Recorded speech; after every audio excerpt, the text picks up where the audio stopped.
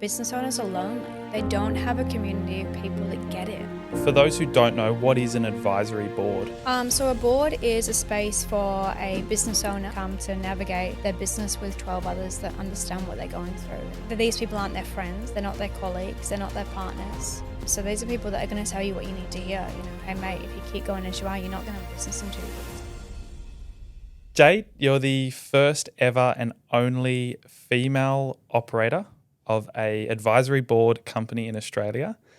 You have launched your business just recently and you've had some amazing successes. I welcome you to the podcast and I look forward to talking to you about the journey that you've had to start your business. Thank you for having me. That's all right. Now, I've been following along your journey for a little while and you've gone from sort of being in the working inside of an advisory board. You worked in a few different organizations, worked your way up in the corporate world. What's made you step out and start to step on your own? The company I was with previously running advisory boards for the last 6 years were Sydney based and all CBD. So they were Sydney, Melbourne, Brisbane. As a Gold Coaster and living here, I guess I just got sick of the travel really, and the way that they did business was very different to how we see business opportunities here. They do just live out of a different lens. So then I just saw that as very opportunistic. They didn't want to be here on a coastal. They just see it as small beach town. They still don't understand the opportunities that are here on the coast. That was my biggest driver. I just thought, well, if you guys aren't going to do it, then I will. And then as a new mum, I didn't want to travel anymore. I wasn't wanting to be I was for the last 6 years on a plane every Friday. Yeah. So I didn't want to be the mum that's traveling and not present. So I guess it was twofold. Yeah. That's exciting. It means you're stepping on your own 2 feet. For those who don't know, what is an advisory board? So a board is a space for a business owner. So you must be a business owner to join an advisory board with my organisation. An advisory board is a space for a business owner to come every month to purely work on their business. You know yourself as a business owner, it's so easy to get caught up working in the business every day that business owners very rarely get the opportunity to spend a day a month working on their business with 12 other private business owners that are navigating all the same pain points of business that you are.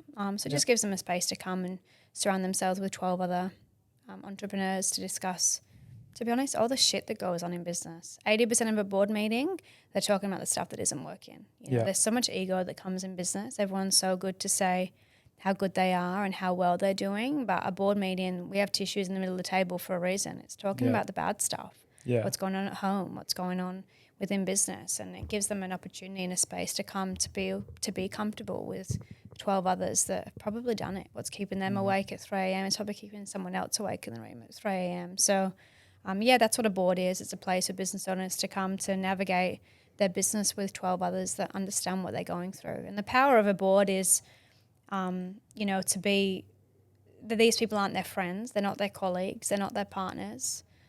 So these are people that are going to tell you what you need to hear. Hey mate, if you keep going as you are, you're not going to have a business in 2 years. Yeah. And people really having real conversations with you to challenge their assumptions and give them a new lens and perspective of what they're going through. Because where else do you go for that advice? Who else is going to tell you that? All your staff here, they rely on you for the answers. If it's anything like me, I can't go home and tell my partner about it because he doesn't understand business. So where do you go? So that's what an advisory board is and why somebody would generally come onto a board.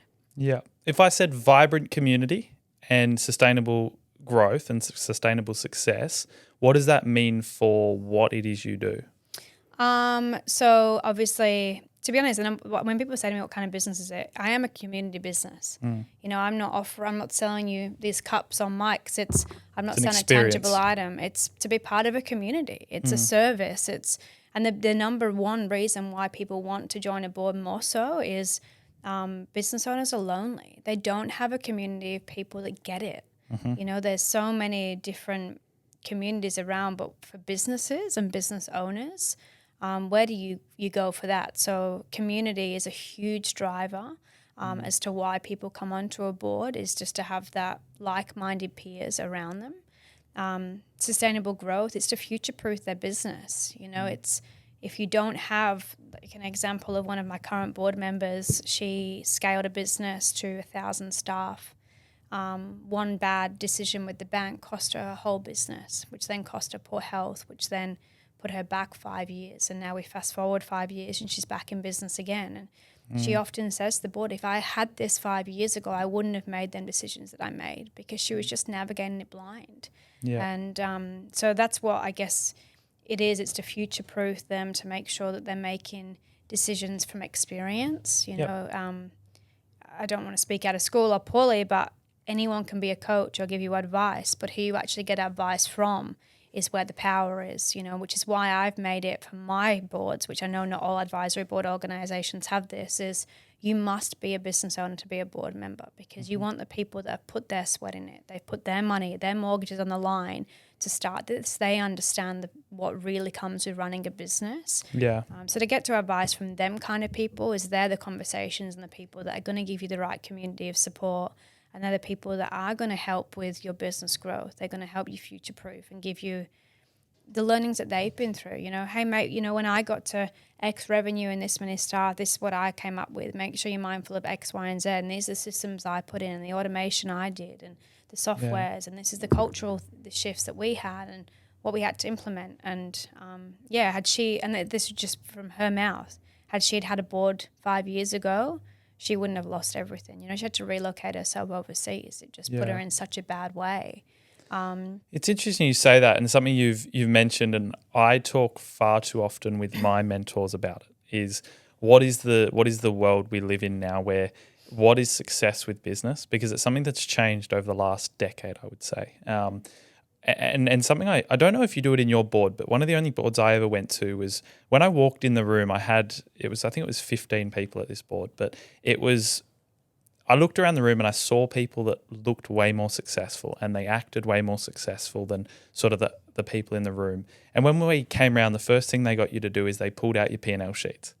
And all the people that acted and looked all successful were the ones that had struggling businesses that were struggling to turn over.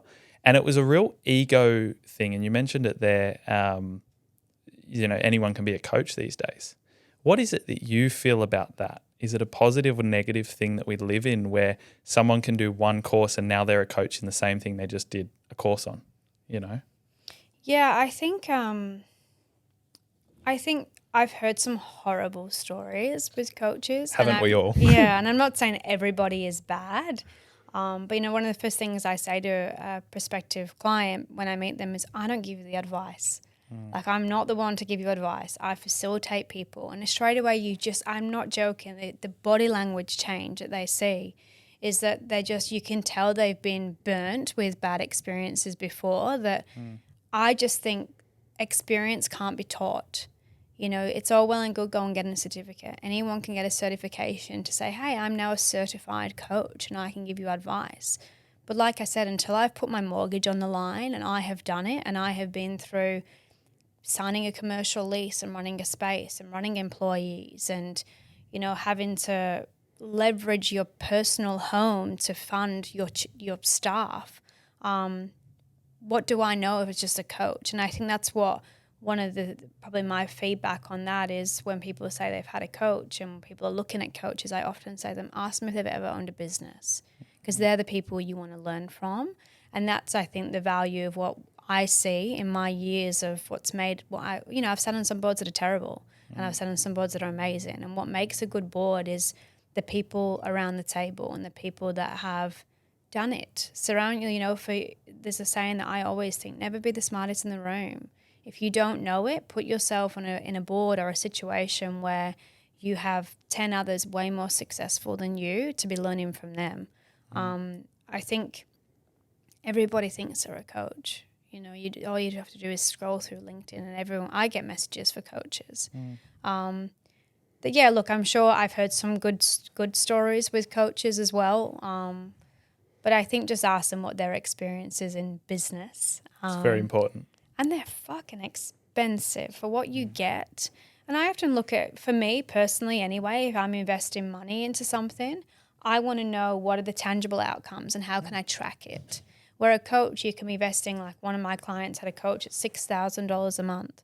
they had absolutely nothing to show for it. When it was only when I said that to them, so what is it that you did? Did you go and meet them then monthly as an accountability, and did they give you, sheets to forecast and things to keep you accountable?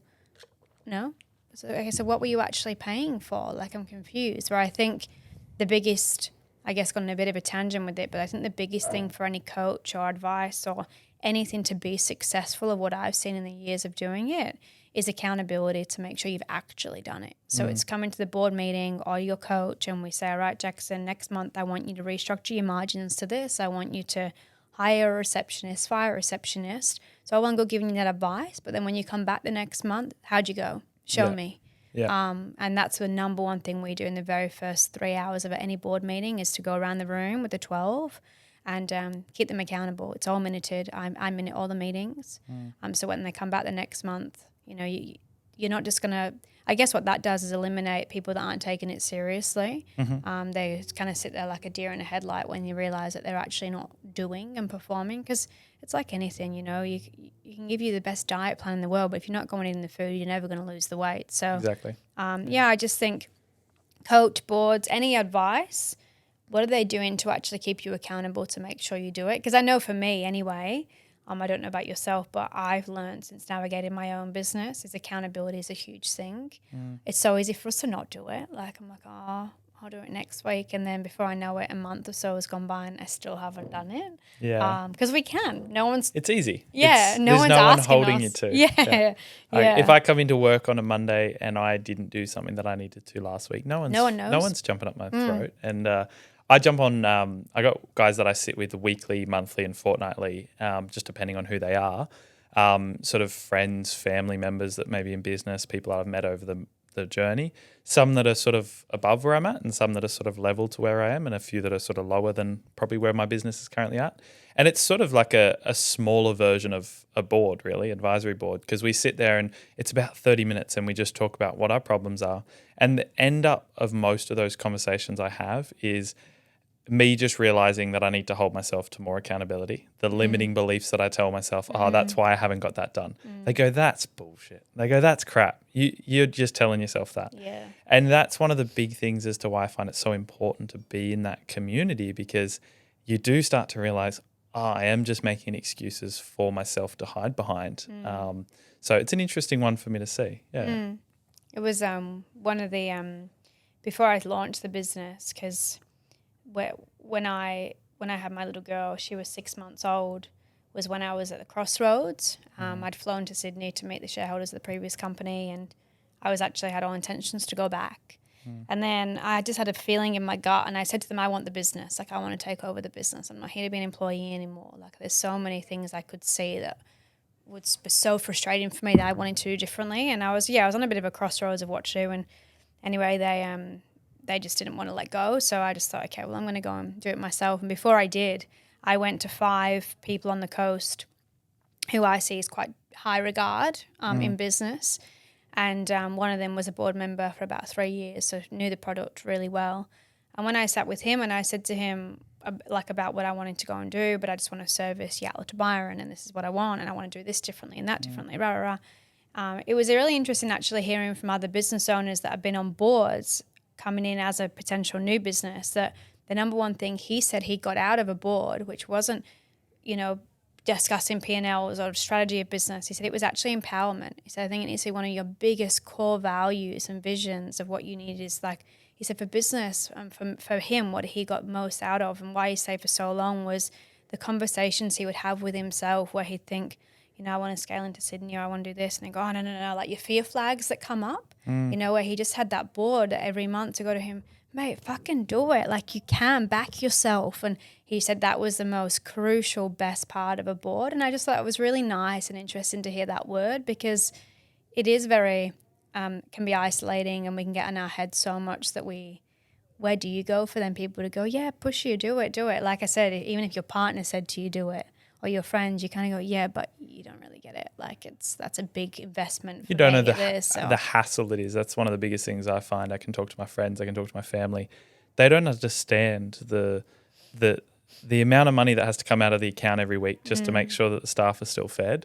you go, where have I got to find that next week? Yeah. You know, where have I got to find it next month? It can be a really hard thing. And when you sort of explain it to someone, it's very hard for them to understand. And then you ask them for some advice, and there's just no way you can get an accurate response from it. So it is very true. But one thing I want to know more about this journey from stepping into the business, something that changed very dramatically for me, and I've always struggled with this stepping in and out of business me and personal me. I've never been able to waver that. You have a young family. What's the difference between personal Jade and business Jade changed since you've stepped out and started the business? It's a really good question, and it was actually something I really struggled with at the start. Ask any new parent, just even trying to navigate what you want to do in a day versus going to exercise, seeing friends when you have a new baby as a new parent. That in itself is hard enough, and then starting a business into it, I really had days of struggle where I just felt so overwhelmed. And I remember one day just breaking down, and I just said, I'm giving nothing 100%.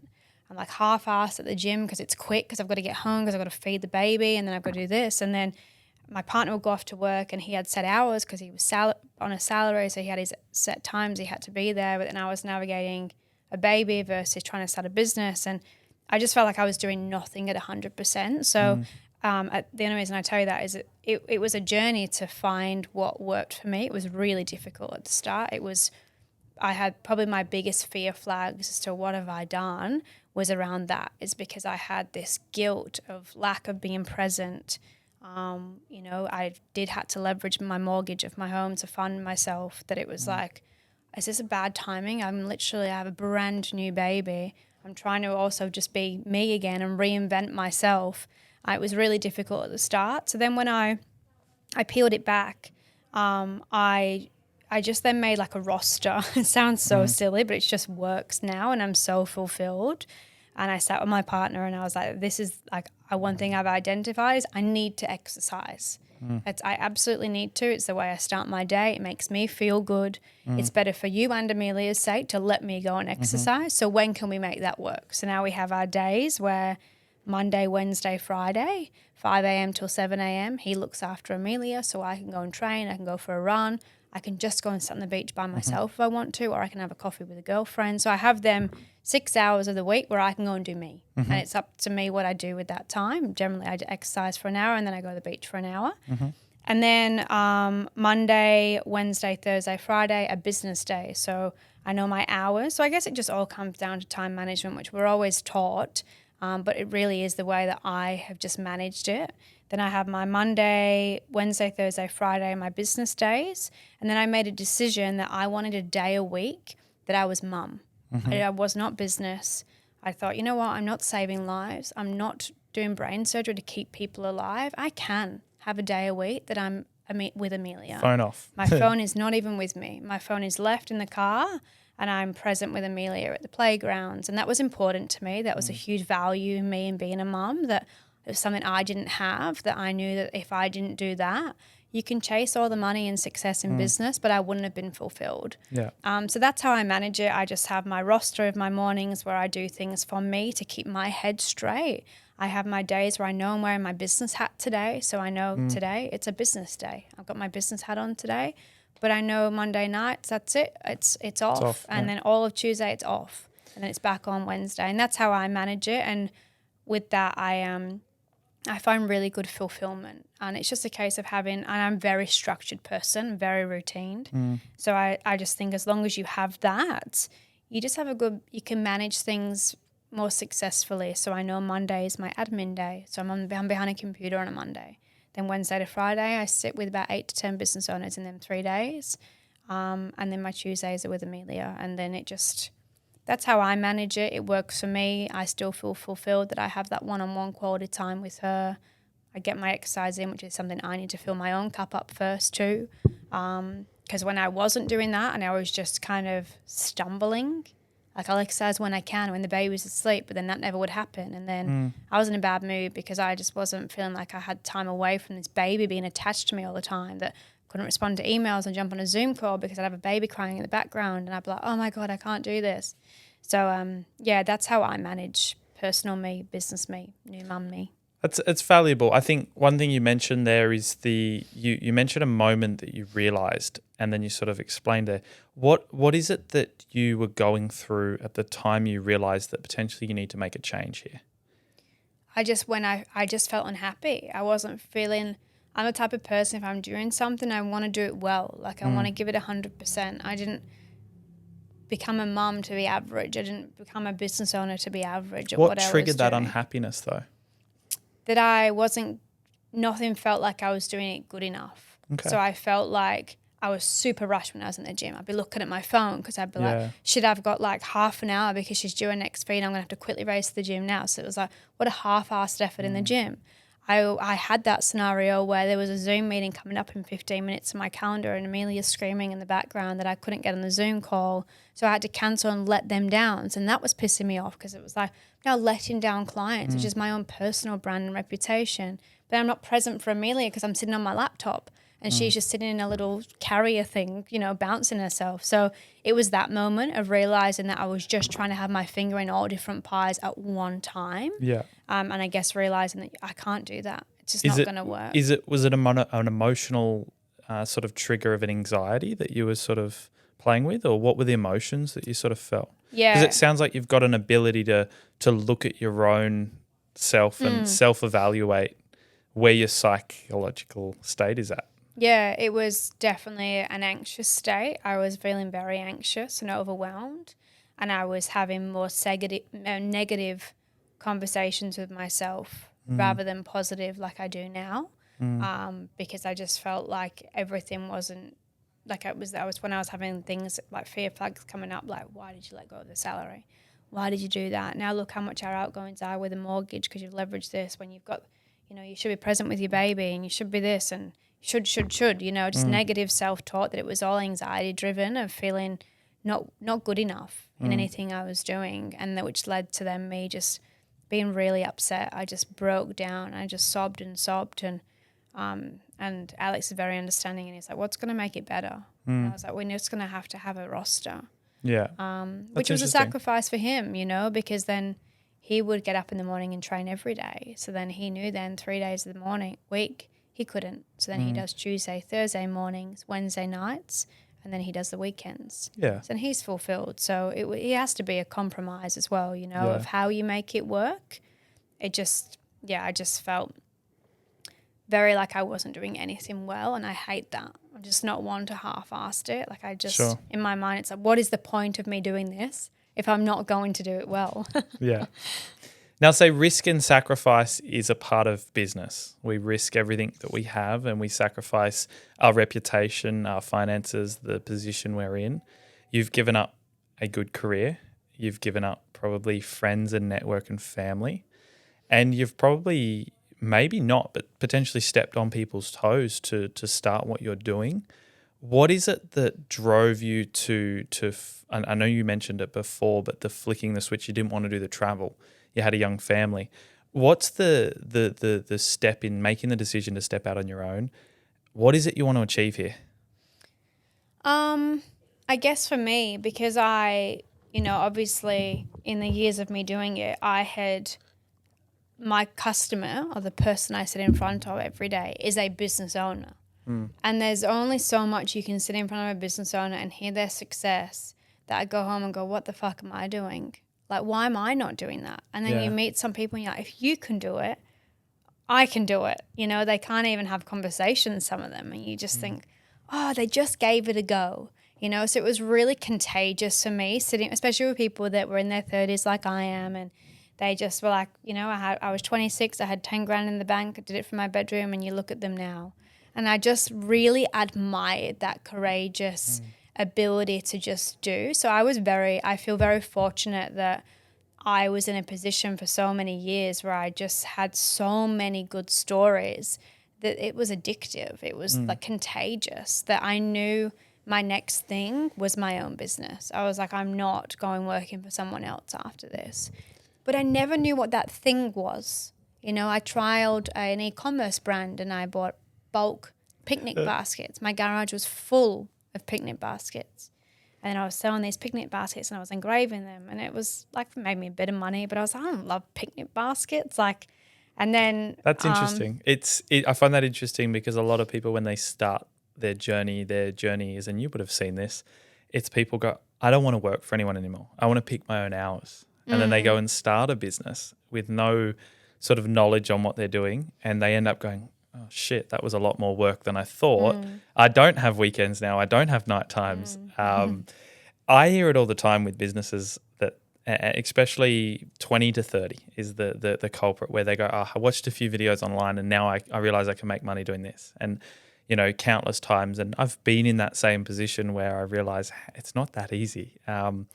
You went and got track record though. You went and found people to admire, of people to follow, people to teach you the learning curve. I did the same in marketing. I went and worked for people that I truly believed were incredible at marketing, incredible at sales, and I sort of learnt that learning curve.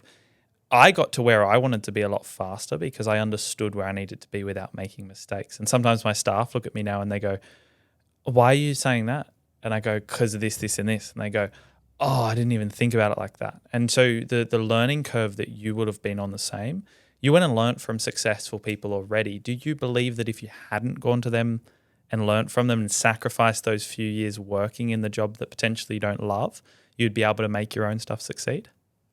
No, I couldn't have done it without the people around me. Absolutely not. I have one friend in business that I admire. Other than that, I don't. I didn't have, prior to my working career, I didn't have the network that I just don't believe I would have done it because I wouldn't have seen it. I wouldn't have heard the stories. You know, you can listen to them on podcasts and read them, but until you're belly to belly with someone and you're feeling off their energy and you're hearing their stories, and they're like people that are like you and similar, and you see that they become your friends, that you're like, far out, like I of course I can do it too, you know, and I don't think I could have done it.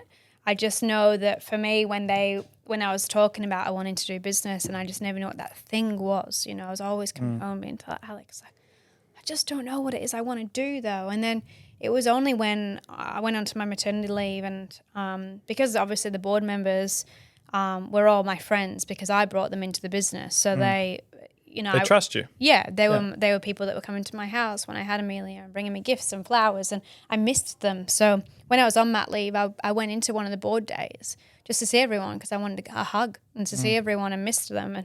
And it was actually 4 of the board members that came up to me and were like, "You're not going to come back, are you?" And they said it, and they planted the seed in my head. And I was like, yeah. What do you mean? Why wouldn't I be? You like me. I like you. Why would I not come back? And they were like, we don't come here because of the brand. No, we don't even know the brand. It's not Nike. We come here because the concept and you. Go and do it yourself. And they were my empowerment. They were my people that pushed me to do it. So if I had not had them, I probably wouldn't have come up with the idea of doing boards myself. That's got to be a scary moment though. The pressure of people pushing you to step out and do that, is that something that had a heavy feeling to you, or is it something that sort of more empowered you? Empowered me. I'm not an overthinker, like my friends all laugh about it actually. I just do. So it was enough for me just to do. Like I was like, okay, well, I'm not a researcher. I don't look into things really. I'm just like, I know I can do it. I've been doing it for years. I have the network. I know the concept. I know that there's nobody here on the Gold Coast doing it. So why would I not? Was kind of just the way I looked at it. You know, it's one learning I've had with the reason I was always going, what is the next thing I'm going to do, is you can watch something on YouTube, like you said, between 20s and 30s and get an idea and do it. But you need to find, does the market want it? Is there a need for it? And do you enjoy it for it to be sustainable? And I knew I didn't want a business to just scale and sell. No. And I built this brand, sell it. I wanted to be something I can work in the business. I'm a worker. Like I like to work. So I wanted to have fulfillment. And that's why the picnic baskets, they weren't fulfilling for me. I was just in my garage boiling, engraving these picnic baskets, selling them online and shipping them off to people around the world.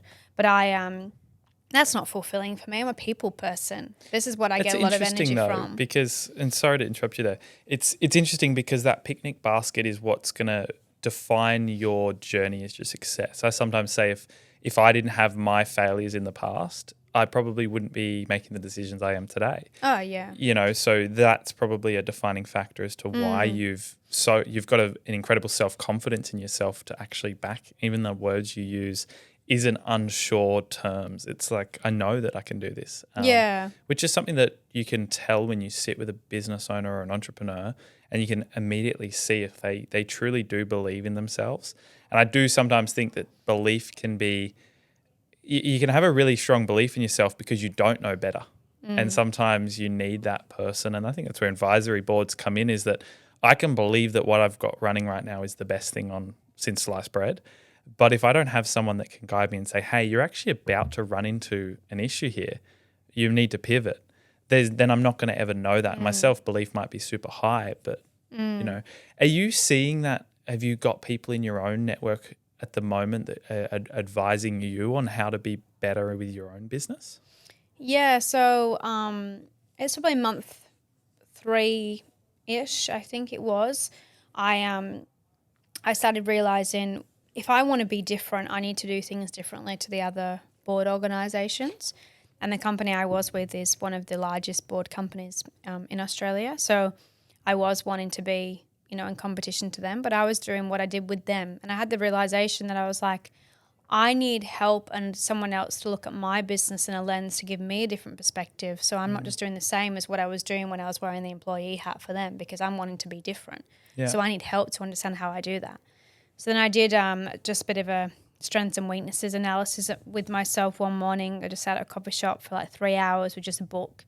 And I just wrote all these things down of what I felt I was good at and ideas and things that were just coming to me, and then things that I knew I needed to do but I'm not very good at. Mm-hmm.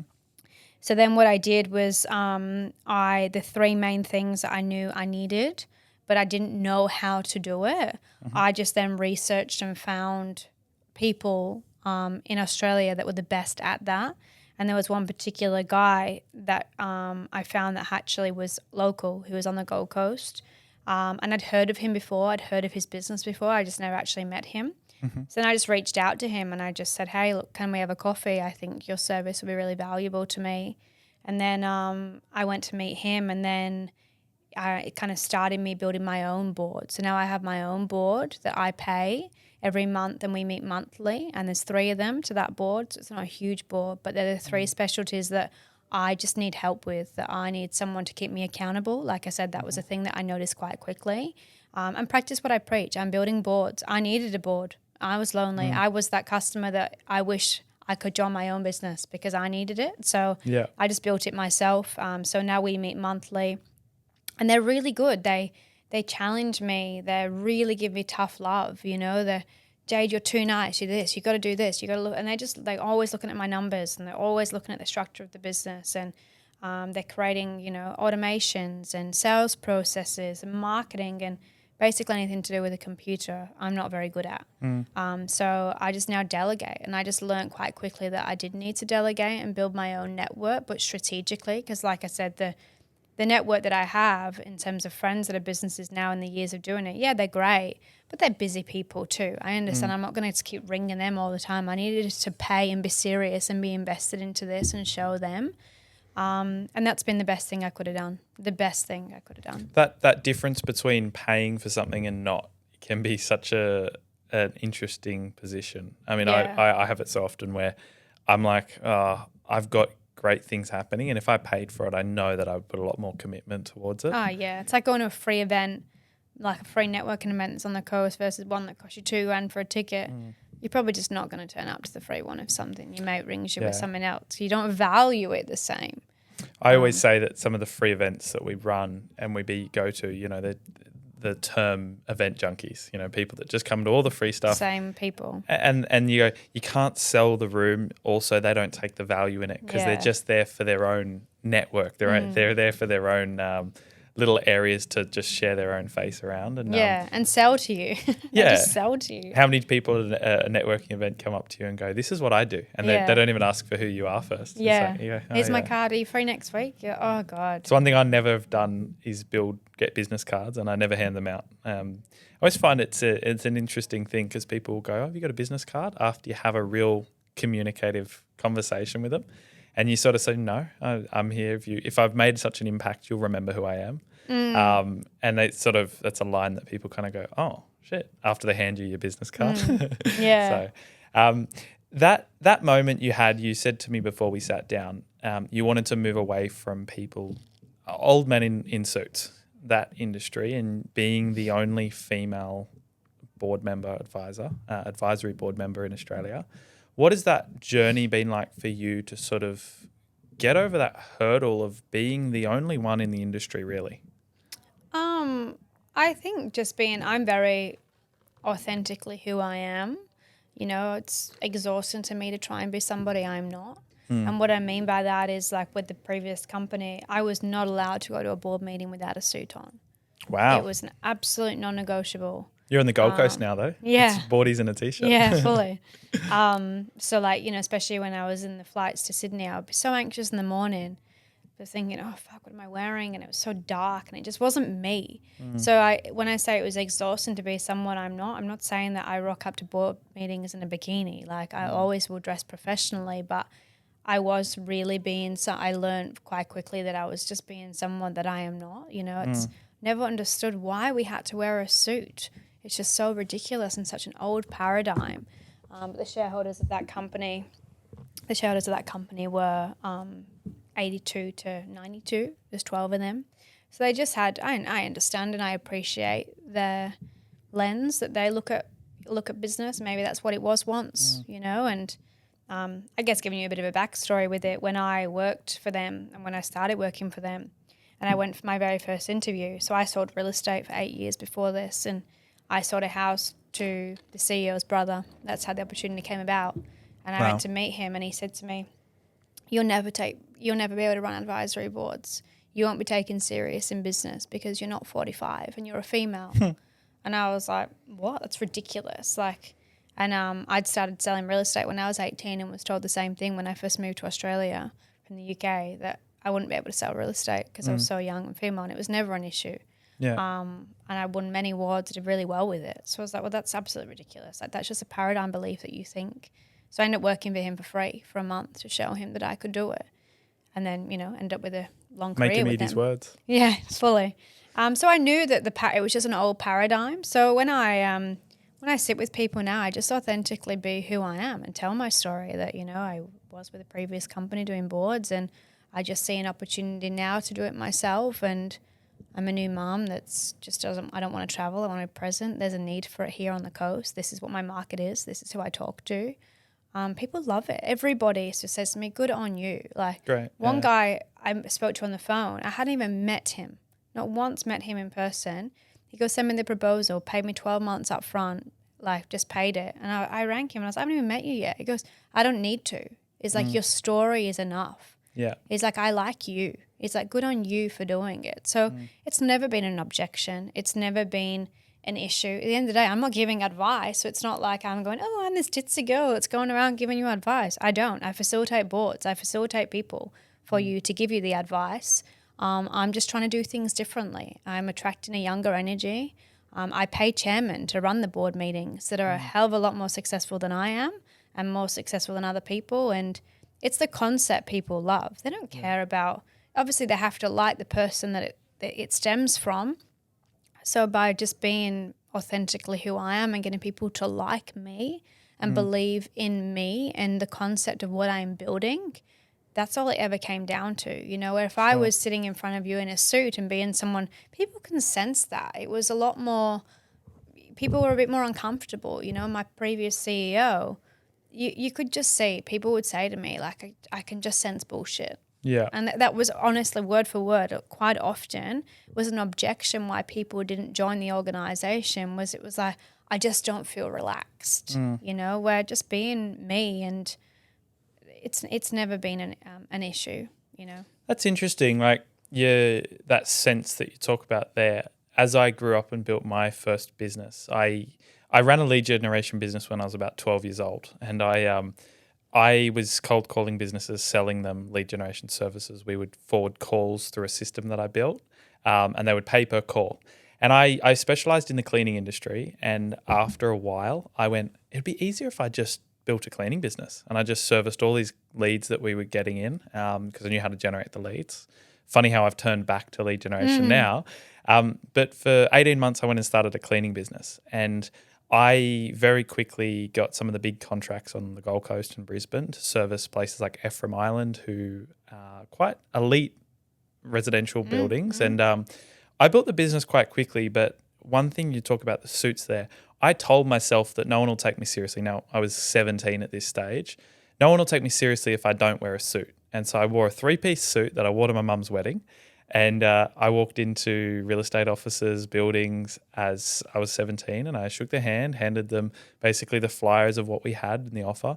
And I couldn't believe the amount of contracts that we got from it by just being genuinely, potentially unknowingly confident in my ability to do the thing. And I sold that business with 35 full-time cleaners 18 months later.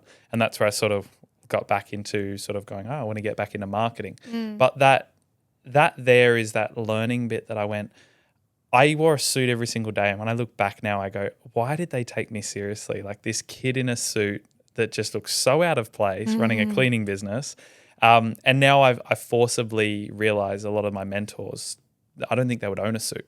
You know, people I look up to, they're like, I'm not putting on a suit. And I sort of put it now, if someone says the dress code's this, I'll underdress. And if they say, oh, there's no dress code, I like to dress above. I like to do the opposite because I want to stand out to what the code is. And look, I'm not saying dress like unprofessionally. I'm always clean and, you know, I'll always wear a high neck and my shoulders covered. Of course, I'm not unprofessional, but there's no need to have the paradigm around a suit. And it is it is a huge paradigm in advisory boards. It was always been a thing to be a board member and to be a chairman of boards was grey hairs and suits. Well, it's an elitist thing, isn't it? Like where it's come from is you go America, what do they call the boards over there where it's like clubs and communities of the golf club and stuff like that. So. And it's the grey hairs and the wealth, and that's just what it was built upon. Yeah. Like one of my chairmen of one of my boards, like on Friday, we just had one of our boards sit on Friday and he wore a cap. It's absolutely not an issue. Like he started a clothing company, Ringus Western. So he had his brand on. He had his brand on. I got my cowboy hat in the other room. I got a Ringus Western cowboy hat.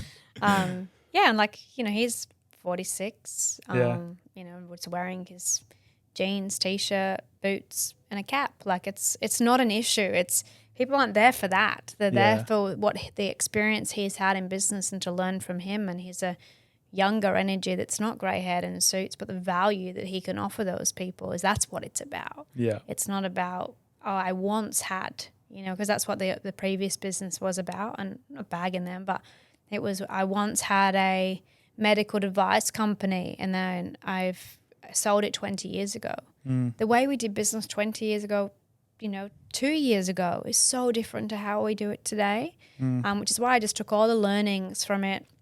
And I sat with 25 different business owners across Australia that were previous board members of mine over the years.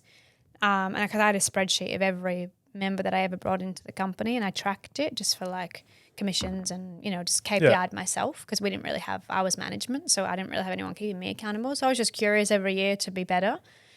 So I went through them all, and when I left, and I highlighted the ones that were no longer with the business, and it was like a 70% drop-off rate. You know, it was quite high. And so I sat with them all on Zooms and face-to-face if I could, and I just told them, this is what I'm thinking about doing.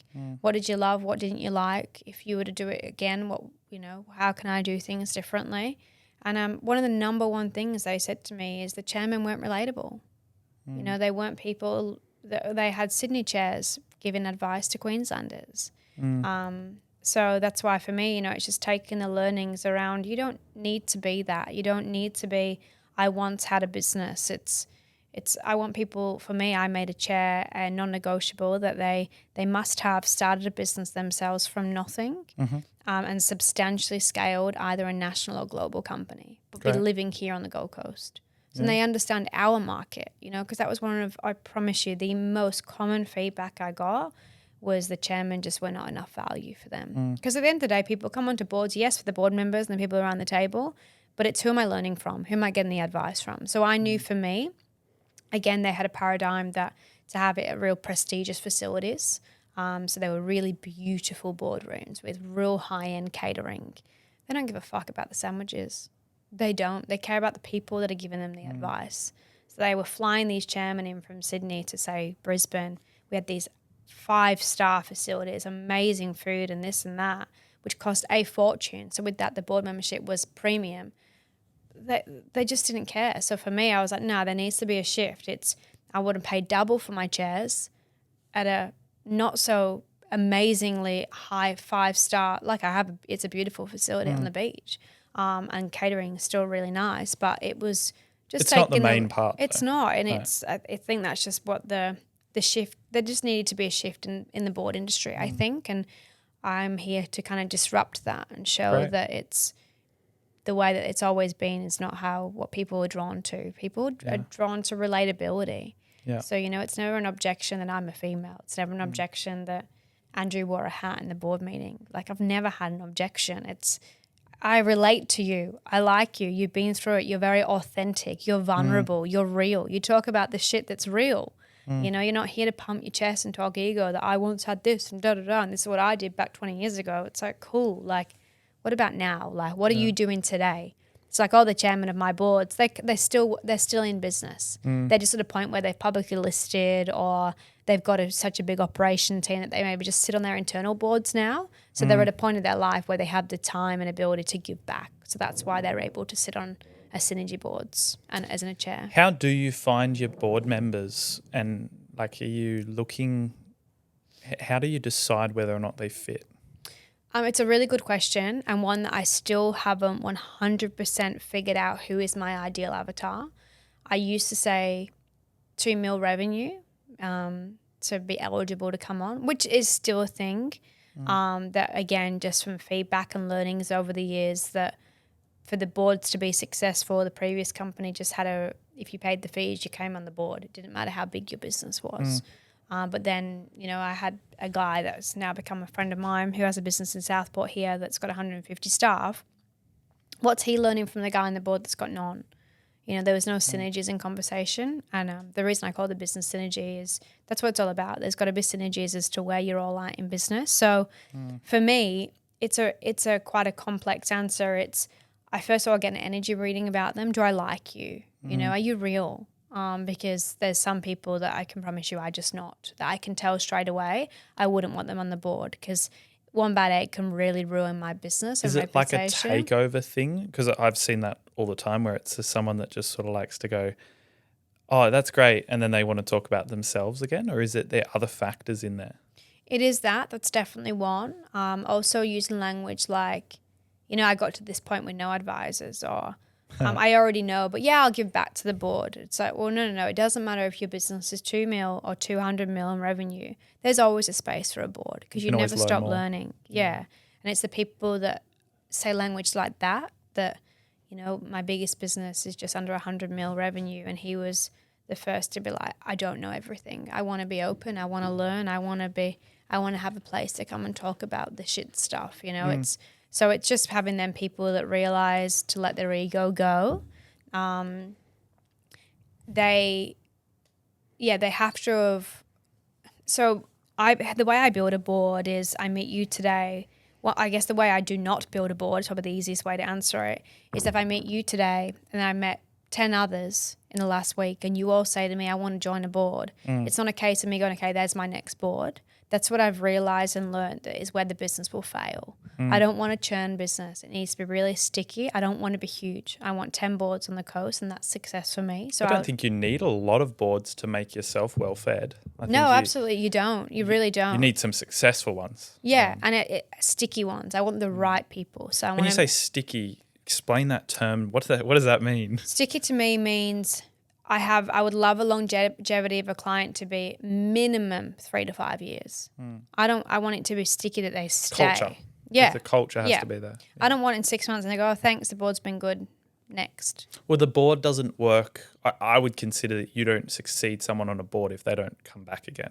Like that would be. Oh yeah, you can't come to one and expect everything to be. Well, solved. even then, if someone only comes to one, you've probably got to look at that as, what did we do wrong? Like, were they not a good fit, or did we misplace them? Because if the boards work, it's one of those things that you can't get away from. It's like success it should drive for you. It's something we're talking about with my board at the moment, is in synergyboards board, is that process of how we qualify somebody in to make it very exclusive, that you have the exclusive right to come in. It's not open to everyone. So what we do now is I meet someone, I find out about, them. Do I like you? And get a good tummy reading about you. And then also, have you hit the revenue point that's eligible to come on? How many employees do you have? Where's the business looking at going? And find out a little bit more around them. And then from there, I send them out like a scoping document to find out more in terms of where they want the business to go. Like, are you scaling to sell? Are you scaling to keep it as a legacy? Because obviously advice you get over that board will be very different depending on what the long-term outcome is of the business. And look, it's okay also for business owners to not know that. Sometimes they come in on a board to identify, what is my strategy? What am I actually doing with this thing? Am I scaling it to give it to my children? Or would I like to scale this to sell, because it's actually not my ultimate passion. So that's also okay. So it's a scoping document to really find out more finer details about them. And then the chairman will go out and meet them. And then he will sit with them and find out more and ask more deeper questions. And the reason we've done that, and I've done that, is there's things that they'll tell the chairman that they won't want to tell me. I don't know if that's because I am a female. I have probably one thing that I do notice, that they probably hold back a little bit with me, that what they would do with the chairman. That can be a nervous thing as well. And it could be that too. Yeah, and I completely can understand that. There's some people you want to share more openly with and vulnerable with. So then the chairman will go out, and then it's a case of that chairman really knows his board and owns his board too. That's his board. It's his space. The chairman is so passionate about their board that he would meet you and go, yep, Jackson's going to be perfect. He'll get on really well with Ben or Tom or, whoever's on the board, and there's really good synergies in them. He'll fit perfectly in, or he'll go, no, there's what this board are talking about and the conversations they're having at the moment, it's not going to be value for Jackson on this board. So it's a case of, once you've identified who the right person is, have I got the right board for you as well? Because that's what I really want my point of difference to be, for it to succeed and to do well, which it is doing really well now at, is because is by giving it, by having that process in to kind of go, come on to our next board. They actually really appreciate it's a process. And when I say to them, let me make sure I have a board for you, because I'm not the next business coach that's just going to charge you $5,000 a month for something if I can't help you, because you're not going to stay. Like, there's a level of urgency that gives a customer or a potential customer, that when you say, I'm not just going to throw you somewhere, you can't just pay me and I'm going to put you somewhere. And I mean, it happens even in our business, when you say, look, we're not just going to put you on as a client just because you say that you can afford our services. That also has got to position you in a good spot if you've got people that you can say no to. How does that feel in the starting of the business, when you can start to say no to people because you don't get that vibe? Is that difficult? Yeah, because in my nature, and one thing that my board are kind of making me realize, which has been really hard for me, is I love and trust everybody. I come home and I'm like, oh, he was just so nice. I just love him. I want to help him. But it's like, Alex was like, but you trust everyone. And I guess that's a real learning that I've had to learn as a business owner versus an employee. There is a lot of risk on me trusting everybody and how much I do tell and share and who and what I can help. And I've got to remember my positioning. So what I mean by that is, I had this guy, so nice, but his business revenue was like 200,000.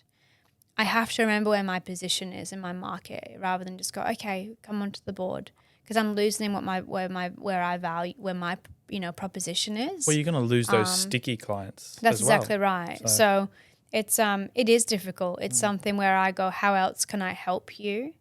So now what we've done is, and that's one thing I've really loved and I love about being my own boss, I guess, now and holding the reins myself is one of my biggest frustration in business previously was I used to hate that I couldn't make changes when I'd be listening to market feedback. I think you're my customer. Why am I not listening to you? And it used to really bug me when I'd sit in front of the shareholders and be like, but we've heard this from X, Y, Z.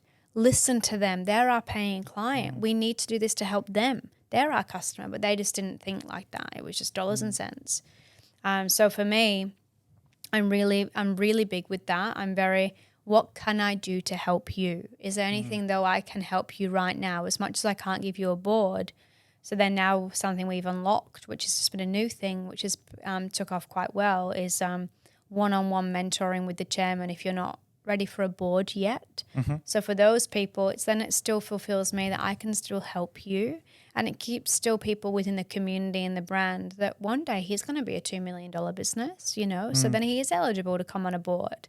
And then I've got these chairmen that have not necessarily got a board yet, but at a point where they love to give back and want to help.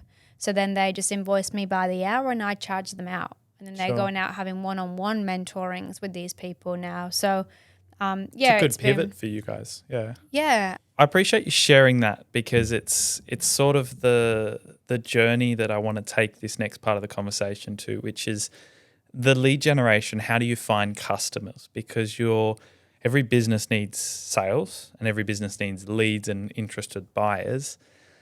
You're a business that has to be picky about who they say yes to, which can be a very fortunate position, but you've got to master how you find new customers then, because without people being interested in your service, your business doesn't survive long term. What's the journey of your lead generation been? To date, it has honestly just been me hustling. So it's a one that I have been saying to my board that it's the trickiest one. There's lots of business owners here on the Gold Coast, but it's more identifying the right ones. Explain that hustle more. What does that mean for you? So I will drive the streets, like literally drive the industrial sheds of Yatala, Mullendina, Arundel, Burleigh, and I'll make note of the ones that have got warehouses and, you know, premises and brands that I think look interesting.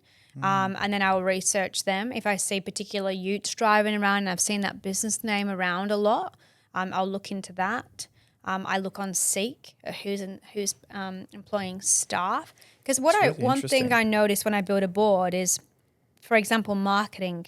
I really always want to have a marketing business on a board because it's a huge conversation that all business owners are having is they need to be doing marketing and they probably don't do it and they know that they need to. And then also HR, it's a huge conversation piece around a boardroom table is how do I find staff? How do I keep staff? How do I build good culture? So for that, I find Seek quite helpful because I can filter on Seek industry and then I can look on, sometimes they're not always Gold Coast companies, but then I just look on HR and I look at all the business names and one that tells me they're employing staff. So they're a good size business or at least growing.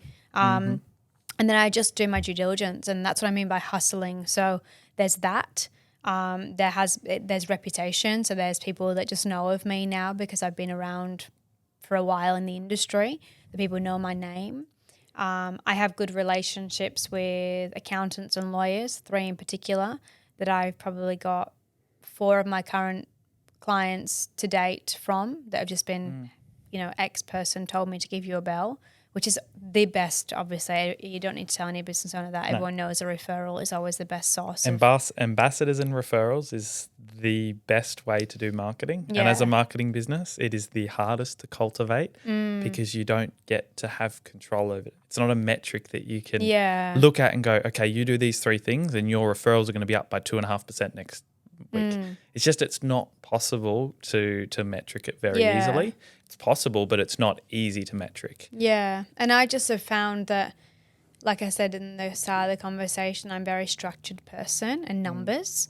I am a salesperson at heart. I can tell since as though you've got a schedule that you have with your partner. Yeah. And I'm the type of person that's numbers in, numbers out, numbers in, numbers out. Like it's that simple. So I just know that if I sit with minimum 8 business owners a week, and you're going to kiss some frogs along the way. And I say that. I had a day kissing frogs today. And then I'm always right. And that's okay because you don't know who they know. So I just have a rule Wednesday to Friday, sit in front of 8 business owners. And even if that means just I'm walking into them, you know, and I have had success with that, just walking in.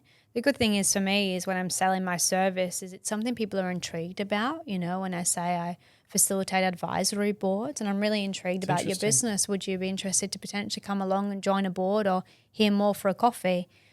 They often, out of 10, 8 will say yes to a coffee at least, I wouldn't have picked it if you asked me how do you generate leads, that you're someone walking the walk. I'm literally driving the streets. It's interesting as well that you mentioned there before, out of any of the businesses that you spoke about, you're talking about businesses that you're looking out for, the car that drives past, the ute that drives past, real, genuine, authentic businesses that are tradies and actual service-based companies, warehouses. I find that really interesting to see what's the perspective of the flip you do to get those people in the conversation. Are you literally walking in asking for the director, for the founder, or are you jumping on LinkedIn? How are you actually converting that? More so through finding their details and ringing them. Through LinkedIn is how I can probably best find their details to contact them directly.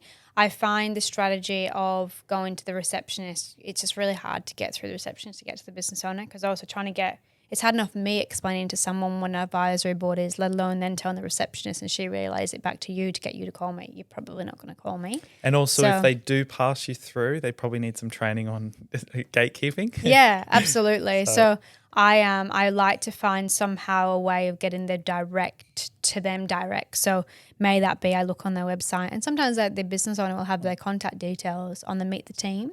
That's another thing is if they have a Meet the Team tab on their website, I know they're my avatar because they're employing staff generally is the people that I want. And then I'll just reach out to them and just say, you know, exactly what I said before. I facilitate advisory boards on the Gold Coast.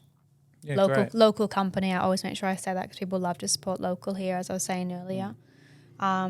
We are a very local part of the world. Like I think everyone knows everyone, and that's where reputation comes in and is so important. Because if you step on someone else's toes, it's not long before everyone knows about it. So, and you know, one of the reasons, I guess, just finishing up on that question is just so you know, and for anyone that listens, is the reason I did that was from my board members. I actually don't think there is one that goes to networking events on the Gold Coast. So for me, it was like, how else do I find them? You know, I did years of networking events. I joined BNI models. I joined and sponsored every networking event you could probably think of on the Gold Coast when I was with the previous company. It's hard though because I find the people at the networking events aren't the people that you want to have the conversation with. Which is why I need to drive the streets. I need to find you then. If you're not going out to events and I'm not going to meet you at a networking event because they're not my avatar, it is all the same faces. And the number one reason they're intrigued to join a board is they don't go to networking events, so they're the loneliest people around. And they're people more than ever that want my offering. Interesting. Now your strategy, you've mentioned your referral is a big part. You get a group of 12 together, they love it, you know. What's the steps you're putting in place now to strategize? How do you get the best chance of everyone in that room that loved it to refer another person? I don't know the answer to that yet, but it is something that I'm going to do, work out some kind of referral strategy. I think currently what I do, it's something that we've got on the agenda for my internal next board meeting is referral strategies with our current members of how do we get them members to give us more members. I don't want to ask them for that. We used to have it with the previous company where we gave them $1,000 if they referred, and I never got a single referral. Never. Well, you've got to find, and that's why I like to say strategy. You've got to find a strategy that doesn't get you to ask for it because that's people's go-to. Just ask. Yeah. And although that's not a problem, it can not get you the response you want. Yeah. So I like to switch people's thinking there and say, when I say strategy, don't think about the simplest, most straightforward option. One of the options I always say, and it would work for what you want, is create your experience to be an area where it shares the experience they've had. And if you can get them to share as much content about the board as you can, that's where your referrals will start to come in. So yeah, like testimonials, is that what you mean? Like testimonials or sit a videographer at every board and get them to take their job is to get 3 to 5 photos that are amazing of each person without them knowing that photo is being taken, and then get them to do short videos of each person, because by each person sharing it, you would find that there's network that would come from that. Like, and you in yourself, you've got, I checked some of your social posts, you've got a few, I think you get about 70 to 150 people like every post you do. Even your company page has a great engagement on it. So you go, by one post of one of your board members, if they have a similar engagement to yourself, you're going to get, that's where your referrals come from. Yeah, that's exactly right. And I say, and I do and will be doing more of that. So one of the guys that I said that I pay, he's doing all my marketing now moving forward. Good. So that's our strategy from now till 2024 is I'm not building another board now. It's how we roll out some marketing and use what we have to build content to generate more for the new year. And one way that works for me, and like I said before, is just being authentically yourself. And me is I'll just say to them things like, is there a business on the Gold Coast that's always intrigued you, that's someone you'd love to learn from? They generally will all say, yeah, there is someone. Like, oh, yeah, I heard of Tom Smith. He's got this, like, manufacturing company I've heard of. Apparently he's doing amazing things. Or, you know, there's some guy in Helensville that I met that manufactures and makes bloody rockets out of Helensville. Like, you know, I had a coffee with him 2 weeks ago, and he's now going to be doing like one-on-one advisory. So it's just things like that. It's like finding out from them who do they want to be a part of it too, and then I make note of them and I reach out to them like, hey, I've heard about you, like, and that is authentically the truth. So it's just a really easy, soft way of me finding opportunities. But it is my biggest pain point for myself personally in business is how I find the people, because what I do now is not scalable. It's not sustainable. No. I can't just be, when I employ a BDM next year, I can't be saying to them, drive the streets. Like, it's not fair. It's not right. The other part of that is how do you get them to be you and have the eye for detail as to who to accept? That's right. Because they may walk in and go, I don't like you. And you might walk in and go, that person's perfect. Perfect. That's exactly right. And that's something I had for you is you mentioned that you don't want to scale the business to be this massive thing. You want to keep it just fine enough that the best people can get advice. So your ideal sticky customers. How do you scale that out so that you do get to step away from that part of the business? So when I looked, it was one of the biggest things when I was looking at the business model and getting my own personal advice around it before starting it was, is this a model and business that's scalable that I can step away? One of the learnings I've had over the years of sitting on so many boards and hearing so many stories were the businesses where they were the business and that they found it so hard to step away, which is why now in all my marketing and everything, I don't want to be in it. I don't want to be seen to be part of the business because eventually I don't want to be in it. I want to be the mum that's at tuck shop. Like, you know, that is truly is my goal. Like in 4 years, 5 years from now when Amelia's at school, I want to be present. I want to be the mum that can really give her all of her time then and when she needs it and still be in the business. But I don't want it to be the main driver. I want the business to be able to go without me there. So the way the model is and the way it's set up and the way I've really specifically set it up with my advisors and mentors that are helping me is the business can scale without me. Because how the model works is I pay a chairman who's a contractor to me to run the boards, and then the 12 are on the table of subscription. So it's a 12-month membership and they pay a monthly fee to be there. So because I'm not sitting on the boards, you know, they don't need, as a board day goes, I don't even need to be there. I'm currently there to minute it, but there's AI tools that we're implementing. I don't need to be sitting there making notes anymore. That's exciting for you because it means that you're stepping from where you said that your old business mentor where you used to work, that's stepping up to be a stage where this would run itself. And it could be one of those things that although it still has that personal touch that people get that feeling that you want them to have, you can still scale it up to be something that you're not shoveling soil every single day in the trenches. Yeah, that's right. And, you know, I'm going to, in February, appointing a BDM and she will go out and she's actually my sister. So she will go out and that's what she loves. She's a salesperson through and through, loves it. that she will be, it's just delegating, that they will love and trust her, and obviously with training and shadowing and whatnot, that eventually I won't need to be in the business if I don't need to. So that was one of the biggest things I did before I even knew what the business was going to be called, is how do I structure this so I don't have to be in it long term. Yeah. Just because, like I said, it was a huge learning of what I saw with this. Some business owners, I'm sure you've met them, that you wouldn't trade your position in life for where they are. I just didn't want that. I didn't want to have 100 staff under me and me just killing myself because of it. It was not success to me. I worked it backwards. What was success? What did I want financially? Where did I want to be living? And just kind of built it backwards in the way. Then that was a really good, easy way of me doing it with the accountant for the forecasting, to see how I modeled it and priced it. And then just to see how achievable it was. And that's where I got the 10 boards, 100 members on the Gold Coast from. Is that success? And people say to me all the time, you'll scale further. And the guy that does my marketing is like, you're going to be international before you realise it. And maybe so. I'll never say never.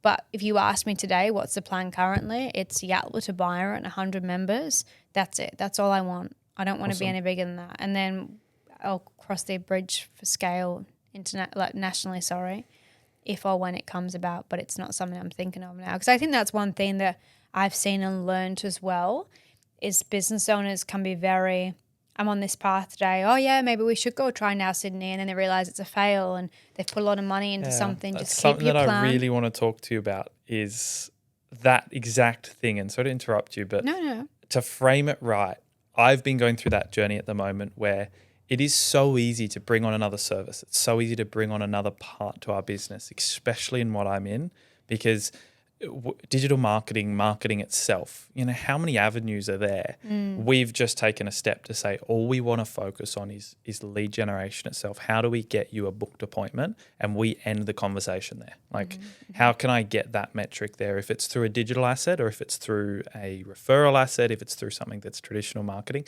how can I get you those leads? And it's been tough to step backwards, but it's something that I've got to keep reminding myself, no, this is all we do. And as long as I can be an expert at just that, people will trust what we have to say. Yeah. What do you do on a day-to-day to say yes and no to particular ideas that come forward so that you stay in your lane? Just have a lane and know what it is. So, for example, an example that came up honestly last week, one of the chairmen said to me, Jade, you should put this online. It's so much more scalable. I've got this contact in Melbourne. She's going to run a chair. She can run a board in Melbourne for you. She's actually someone that I admire in business. So it was so, it really whet my appetite that I was like, oh, that's so tempting. And I just had to remind myself, no. I made a decision to not be online. That was when I wanted a huge driver of what I wanted. I want to be a face-to-face product. I think everyone's so quick to put everything online. Where something like in a board capacity, it comes down to trust, and you can't build the same trust online. So I think it is very easy to go off track, but I think once you know what your path is and you remember why you're doing it, and have a niche, because that's what will make it successful, is if you try and be somebody to everybody, you won't be. It's finding who is my niche, who's my avatar. Like, I know for me, it's anywhere between 2 and 50 mil in revenue. They're generally 25 to 45 years old. They're Yatla to Byron. They're running a business. That's my avatar. Sure. This is what I want. And it's just so you don't, my previous CEO was that person. Every Monday when we had our sales meeting, we're on a different track. And then the employees don't know where they're coming and going. You just want clarity and consistency. So for the team under me, they want to know where they're going. They want to see the final route so they know as well, so everyone can make the right decisions. And like I said before, a lot of business owners come onto my boards to find out what is their strategy of the business and their plan, because they actually don't know what that is. And it can be a change. It can change. Absolutely, it can change. And that's why I say I'll never say never. I may scale this to different parts of Australia, but right now, today, all I can answer you is based on today, I don't want to be. I have no interest to even go to South Brisbane. I don't want to go past Yatla. This is where my market is. And then once you can give that clear message to someone like you can with your lead generation, they'll, that's who I'm looking for. You fix my need. That's what I want. Yeah. So I think it's just really important just to have it and have it printed in front of you. And does it, when people give you these ideas, which will always come to you, your team will come with ideas. You'll read something on the weekend that will give you a different idea. It's like, is that part of the plan? If it's not in the plan, don't do it. Last question for you. The board members that you have joining your boards, and over the last few years as you've built and ran boards, do you have many businesses and business owners that jump on there and go, they made it successful by bringing heaps of stuff on? Yeah, there's definitely amazing board members that make huge value. And the same, I can also answer that in the same of good chairs. So it's a learning that I've learned in the years. So obviously, like I said previously, a credential to be a chair of a board or a facilitator of a board, male or female, is a thing that I want 50% female, 50% male chairs. I don't want chairmen, which is what it always was in the previous company. You can be the best business owner and scale the best business, but to be a good facilitator of a board is a very different skill as well. So in answer to the question, yeah, you can have a chair that can make and break a board, and you can have board members that can make and break a board too. So the way I manage that is just we have board reports. We debrief the day after every board meeting. And like, for example, in the last board meeting, we had one board member that just talked too much, took it way too much on a tangent. That it's just people are going to lose the value and get frustrated with that. So you've got to pull that in straight away, We're having the conversation with him. Hey, look, we're not here to sell. It's not a networking event. People will naturally do business with you if they trust and like you, and they're allowed to. But if you're being seen to sell like you were perceived to be, there's a place for that. So yeah, I just think you've got to rein that stuff in quite quickly and manage it quite well. And then also in reverse, the people that are adding amazing value, like one of the guys, Tom, was huge value to the board that I sent him a big box of donuts and a handwritten card last week just to go, I just want to let you know how much you're appreciated. Like, thank you. So also in reverse, to let people know who's adding really good value, because then they can they love that. They love to give back too. Because a peer-to-peer advisory board, it's give and take. So acknowledge the ones that are a huge value to you, because this one particular guy is really big on self-love and self-work and does a lot from internal. And a lot of the board members needed that. They were very traumatized by past experiences in business and, poor health and death of a business partner. And they're going through a lot of psychological struggling times that the work he has done and the value that he could offer that board was invaluable last week. That it got one lady to tears because she was like, I needed to hear that. Like, thank you. So I think acknowledging them and thanking them for what they bring just makes people feel appreciated. But like I said, also the ones that can also break it, just bringing them in quite quickly. Yeah. Because if we don't address that straight away, if I address that in, say, 6 months' time, and also addressing it to the chairman to say, hey, like, make sure you rein that in. You're the chairman. You're a facilitator. You need to be controlling the room. Yeah. So yeah, it's just managing people and fantastic. Yeah. Well, I really appreciate having you on. I thank you for everything that you've shared. I definitely got some value from it, even just for my own self. But hearing your story is quite touching to sort of see the thing that no one is going to hold you back, and stereotypes aren't going to hold you back. Industries aren't going to hold you back. And that's something that people can follow and be inspired by. So I appreciate you being on the podcast. Thank you so much for having me. Cheers. Thanks. Awesome.